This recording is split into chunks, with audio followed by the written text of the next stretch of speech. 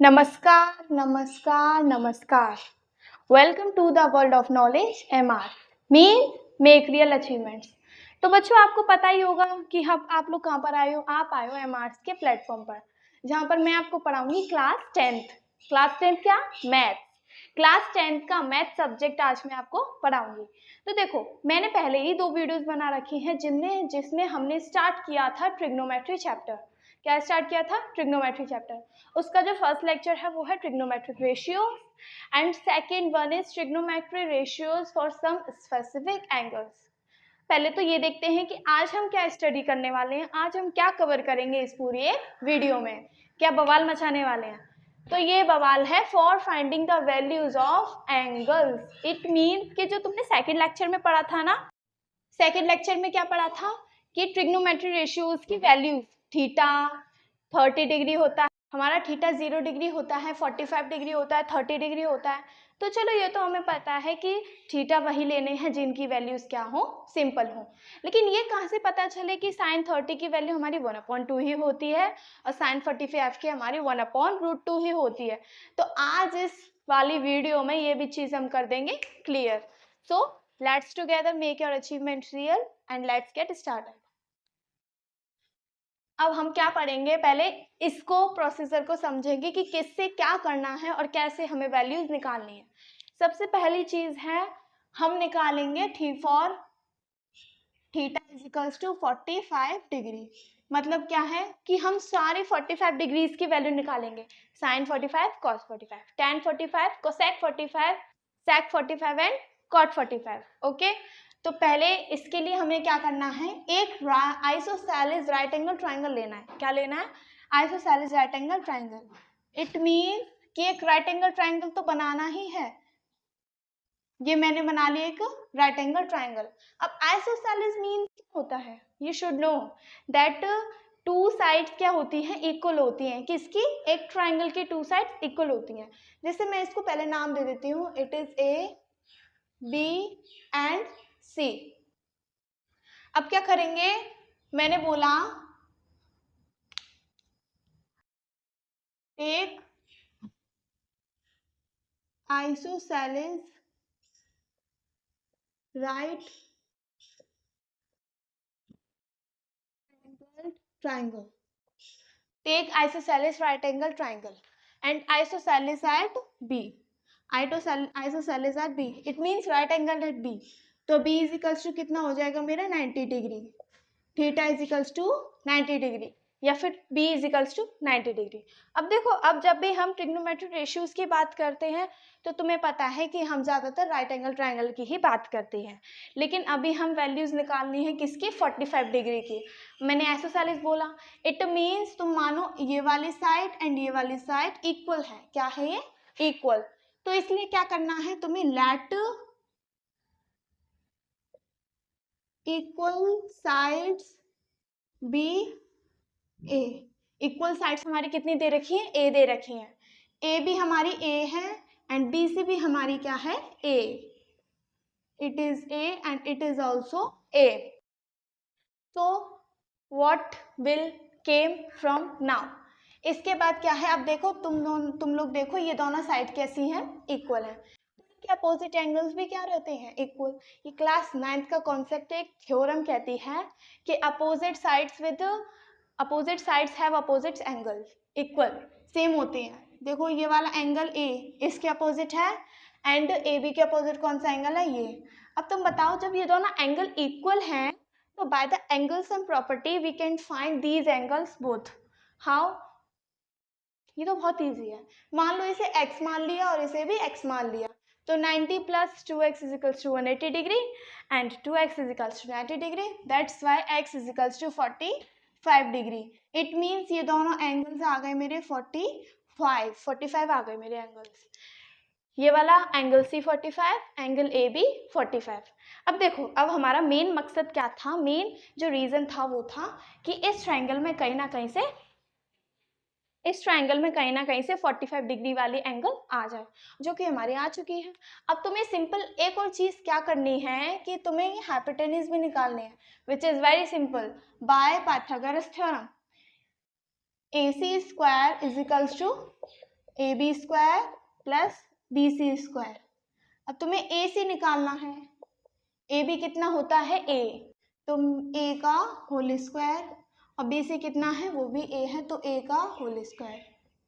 AC square is equals to 2A square and AC is equals to under root में 2A square. यहाँ से AC की value क्या आ गई, देखो A की पावर 2 है, इट मीन्स A बाहर निकल के आ जाएगा रूट के, और रूट में 2 रह जाएगा बिकॉज 2 इज सिंगल फैक्टर।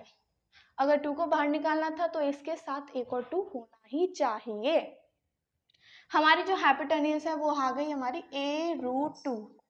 अब इट वेरी सिंपल, क्योंकि हमें क्या करना है, अब इस जगह ये चीज़ सॉल्व करने के बाद सारी जो आइडेंटिटीज, सारे जो साइड्स हैं वो निकलने के बाद हमें ट्रिग्नोमेट्रिक रेशियोज लगानी है। कैसे, अब पूछोगे कैसे, तो साइन थीटा क्या होता है मेरा, अगर मैं साइन थीटा की जगह बोलूँ कि साइन 45 लो, अब तुम बोलोगे कौन सा 45, तो मैंने बोला रेफरेंस एंगल हमारा C है। क्या है reference angle C।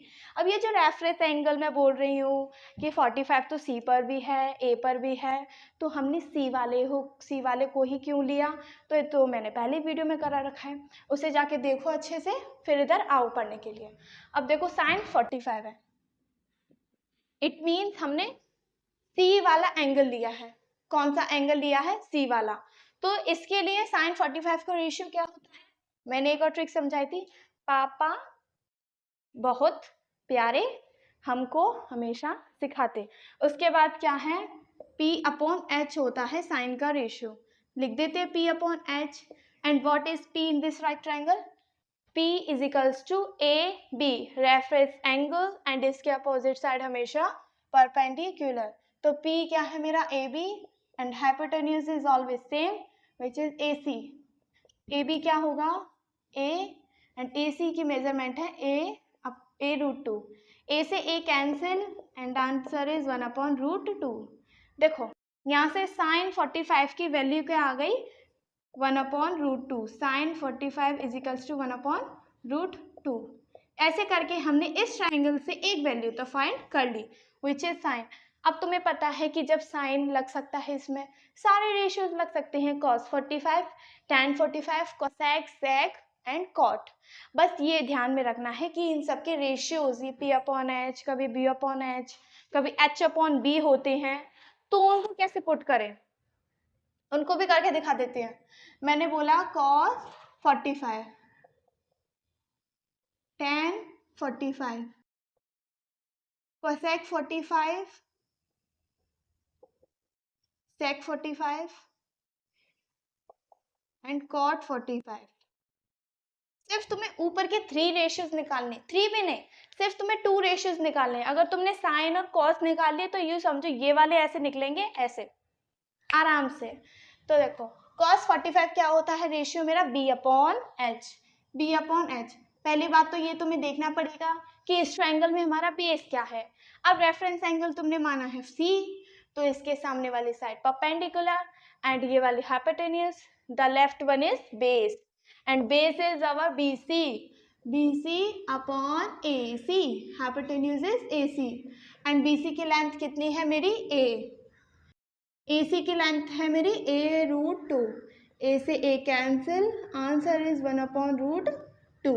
Okay, what is tan 45? 45 our ratio for tan 45 is equals to P/B। P/B होता है tan 45 का रेशियो। अब यहीं से हमें दोबारा P/V/H निकालना पड़ेगा। तो P का जो मेजरमेंट है वो है AB और B के लिए हम लिखेंगे BC एंड AB हमारा दे रखा है A एंड BC भी है A से A cancel, answer is 1। And तुम लोग अगर बगल में खोल के बैठे हो ना ट्रिग्नोमेट्रिक रेशियोज की टेबल, तो तुम लोग मैच करते जाओ कि हाँ हमारे आंसर मैम ने सही बताया। सॉल्व करने का तरीका भी एकदम यही रहेगा, परफेक्ट। अब देखो cosec 45 क्या होता है, साइन का इनवर्स, साइन इज 1/√2, इसका इनवर्स कर दो, 1/√2 का inverse is √2/1 which is becomes √2। sec 45 होता है cos 45 का रेशियो, इसका भी रेसिप्रोकल √2। cot 45 होता है tan 45 का रेशियो विच इज 1, 1/1 इज 1। ये आ गए हमारे 45 वैल्यूज तक के सारे रेशियोज। अब इसके बाद हम करेंगे 60 30 के कैसे निकालें, जब तक इसे नोट करो। अब तुम लोगों ने पढ़ लिया कि थीटा की वैल्यू क्या रहनी चाहिए 45। अब भाई 45 से तो कम बात बनेगी नहीं, 45 के आगे आता है 30, 45 के पीछे आता है 60। अब इन दोनों को हम इसी में एक साथ पढ़ लेंगे, ये तो बहुत ईजी है कि बढ़िया है कि एक ही ट्राइंगल में आराम से दोनों को निपटा दो। तो देखो कैसे, सबसे पहले तो तुम्हें इक्विलेटरल ट्राइंगल लेना है, तो मैं क्या लिख दूंगी, टेक एन इक्विलेटरल ट्राइंगल। तुम्हें एक इक्विलेटरल ट्राइंगल बनाना है या फिर ले लिया है। अब उसके बाद तुम्हें एक और चीज करनी है, कंस्ट्रक्शन। मैंने इसमें तुम्हें पूरा प्योर बना के दिखा दिया है, but you should have do construction. What is construction? AD makes perpendicular on BC. देखो एडी को तुम्हें बीसी के ऊपर परपेंडिकुलर बनाना है। अब जो चीज हमें मिलती जा रही है ना, उसे हम यूं लिखते चलते हैं, कैसे? एडी बीसी पर परपेंडिकुलर है, इसका मतलब है ADC and ADB is equals to 90 degree. Perpendicular means होता क्या है, 90 डिग्री के ऊपर काटना, या फिर किसी लाइन के ऊपर एक एल्टीट्यूड डालना जो 90 डिग्री एंगल बना ले। ओके, तो ये वाला एंगल 90 डिग्री एंड ये वाला भी एंगल 90 डिग्री हो जाएगा हमारा। और उसके बाद तुम बोलो कि हमें क्या इससे फायदा है, क्योंकि 90 डिग्री के बाद तो, लेकिन इसमें तो 60 और 30 की वैल्यू फाइंड करने के लिए बोली है। अब 45 का पड़ा था तो उसमें 45 आ चुका था कहीं ना कहीं से। इसमें 90 डिग्री के अलावा हमें 60 और 30 कैसे मिलेंगे? तो सोचो सोचो सोचो जरा, कैसे मिलेंगे, जल्दी सोचो। नहीं, मैं बताती हूँ, तुमने एक चीज नहीं पढ़ी। Take an equilateral triangle, it means equilateral triangle की क्या प्रॉपर्टीज होती हैं कि तीनों साइड्स तो इक्वल होंगी, साथ के साथ तीनों एंगल्स भी इक्वल होंगे। इट्स वेरी बेसिक, साइड्स तो इक्वल होंगी एंड एंगल्स भी इक्वल होंगे। चलो मार्क कर देते हैं फिर, है ना। अब देखो एंगल सी हमारा, अब तुम्हें पता है कि जो इक्विलेटरल ट्राइंगल होता है उसकी साइड्स तो इक्वल होती हैं और एंगल्स का मेजर होता है 60 डिग्री। एंगल्स का मेजर कितना होता है? 60 डिग्री। ये 60, ये 60। अब तुम्हें पता है ये पूरा कितना हो जाएगा? 60 डिग्री। अब तुम देखो जब इसने इसे पूरा काट ही दिया है, एडी ने एंगल ए को भी बाइसेक्ट कर दिया एक तरह से, तो जो चीज 60 की थी तो बाइसेक्ट करने के बाद वो चीज बन जाएगी 30 की। तो देखो ये वाला एंगल भी हमारा 30 डिग्री एंड ये वाला भी 30 डिग्री। ओके, एंगल्स तो हमने क्या कर लिए, बना लिए पूरे। और तुम देखो थोड़ा कॉन्फिडेंस भी बढ़ा होगा, हाँ 30 60 30 60 आ तो गए हैं, लेकिन भाई हमें परपेंडिकुलर भी चाहिए, हाइपोटेन्यूज भी चाहिए एंड बेस भी चाहिए ऑब्वियसली। तो वो कैसे आएंगे? वो चीज़ भी इसी में से आएंगी, क्योंकि मैंने एक लाइन बोली थी कि साइड्स भी इक्वल होती हैं। तो तुम लोग क्या मानोगे, मैं लिख देती हूँ, let the sides B 2a। जरा जरा लिखते हैं जरा, है ना। अब देखो ए बी मेरी 2a, ये लिख लो, मार्क कर लो 2a। A C is equals to 2a, mark it. अब तुम जरा देखो बी सी भी मेरी 2a ही होगी, कितनी होगी? 2a। अब जरा ये बताओ, भले तुम्हें इक्वल ना दिख रहे हो B D is equals to D C, but ये हैं क्योंकि एक इक्विलेटरल ट्राइंगल है। इक्विलेटरल ट्राइंगल में जब भी हम एक एल्टीट्यूड, एक परपेंडिकुलर डालते हैं तो वो एंगल को बाइसेक्ट करता तो करता है जिस पॉइंट से आया है, एंड जिस साइड पे गिर रहा है तो वो उसको भी बाइसेक्ट कर देता है। इट मीन्स ये वाली लेंथ हमारी क्या हो जाएगी? बराबर। अब देखो ये पूरी 2a है, ये निकालने के लिए इसका करना पड़ेगा half, and half is becomes a and it is also becomes a and a plus a is equals to 2a। Reason कि मैंने सिंपल a क्यों ली, a क्यों नहीं ली? तुम देखो जब इससे ये पूरी भी हमारी a हो जाती और इसका हाफ करते तो ये हो जाता a/2 which is becomes very complicated and you know suffocated type. तो इसीलिए हमने क्या लिया, 2a ले लिया। a इससे क्या हो जाएगा? क्लासीफाई हो जाएगा। ये हमारा जो है पूरा ट्राइंगल एकदम क्लियर हो चुका है। अब तुम्हें बस क्या लगानी है? वैल्यूज। नो क्लियर नहीं हुआ, क्यों? तीनों साइड्स तो आ गई भाई, एडी का भी तो कोई अस्तित्व टाइप कुछ चीज होती है ना, तो AD को कैसे निकालेंगे? सोचो सोचो सोचो सोचो, जल्दी जल्दी जल्दी सोचो। नो, मैं बताती हूँ। अब हम AD कैसे निकालेंगे ये देखते हैं। लगा दो पाइथागोरस थ्योरम। कौन से वाले ट्राइंगल में? इन ट्राइंगल ADB या फिर इन ट्राइंगल ADC, कोई से भी एक ट्राइंगल में पाइथागोरस लगा दो। AB square because it is hypotenuse, AD square plus BD square. AB है मेरा 2A, 2A को whole square is become 4A square. AD निकालना है एंड BD क्या है मेरा? A स्क्वायर, A का square A square. A square को इसके साथ लेकर आओ,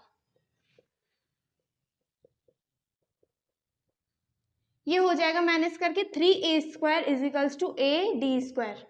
अब तुम देखो AD की तरफ से क्या आ जाएगा, इस पे रूट आ जाएगा, root 3A square. AD is equals to A इसमें से बाहर निकल आया A रूट 3, आराम से इसकी वैल्यू आ गई मेरी A रूट 3। कोई से भी दो ट्राइंगल में लगा दो, फिर आराम से लगा दो। 60 डिग्री 30 डिग्री 60 डिग्री 30 डिग्री दोनों ट्राइंगल्स में दे रखी हैं, तुम लगा सकते हो। कैसे? मान लो मैंने सबसे पहले लिखा, मुझे क्या निकालना है? साइन।